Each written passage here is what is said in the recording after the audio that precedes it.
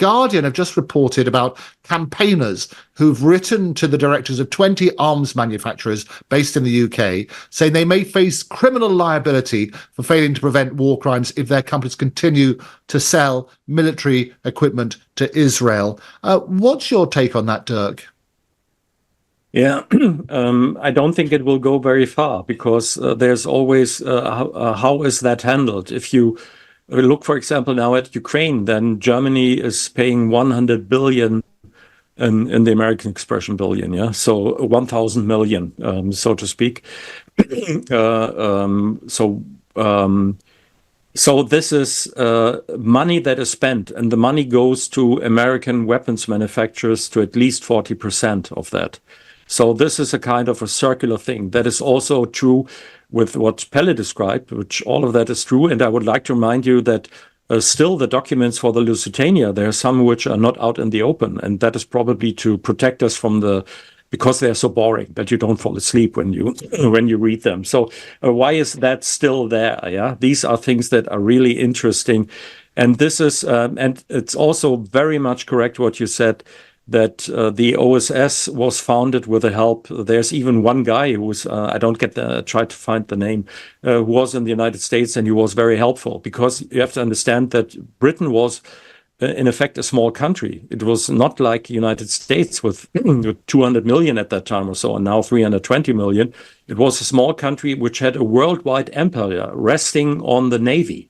So you had to come up with these sneaky methods to make sure that you stayed on top of it. And this is what they gave to the Americans, who never were more than the gung-ho younger brothers of these sophisticated spy masters, which are the people at MI6. I think they're constantly underestimated. And Israel was in connection with that. So what we have there is really, we have to take a look at that. And I would like to expand it a little, because it goes to the core. If the journalists don't do their job at this point, then we are nothing like another empire. There's not really a difference between Soviet Union and United States and Germany. If these kind of things can be done, if you can start a war with these kinds of, if you can simply use the media, then the role of the media, as it's written down in all of the constitutions, as a correcting factor, and a kind of that you have to acknowledge what you do, and that you have to get to the court of the public opinion. This is what the Americans I'm just reading the book Tomorrow the World about isolationism and interventionism in America.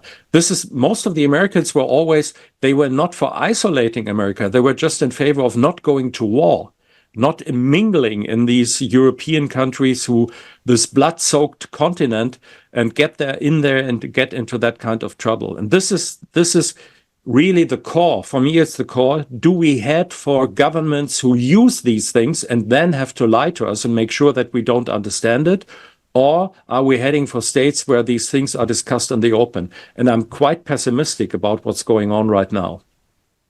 Well, I think, as you say, we will continue to discuss these things in the open and try and hold people's feet to the fire. It'd be nice that if we could get on people who can provide those answers. Let me just get one comment from you, Pelle, in the minute available to us. They're talking about 2001 International Criminal Court Act, where it's an offence against English and Welsh law to engage in conduct ancillary to a war crime or a crime against humanity in foreign jurisdictions. This is why they're talking about facing criminal proceedings. What is your take on that in 30 seconds? Right. Well, last month, as we know, the UN's top court, the International Court of Justice, ruled Israel should halt its assault on Rafah, but the verdict was not binding. But I've got they've got no quotes in this Guardian article from anyone else but the activists themselves. So they're typically saying sort of it's going to happen, but I sort of doubt it, basically.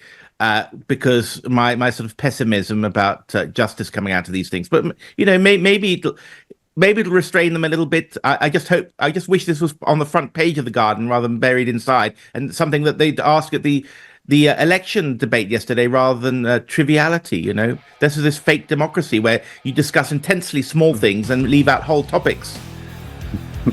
Well, yeah, you're absolutely right, and I think that's what we're continuing to do. It is extraordinary that more questions are not being asked on the election campaign. We need a church commission for Great Britain. That's like the CIA. Yeah. Yeah, no, you're absolutely right.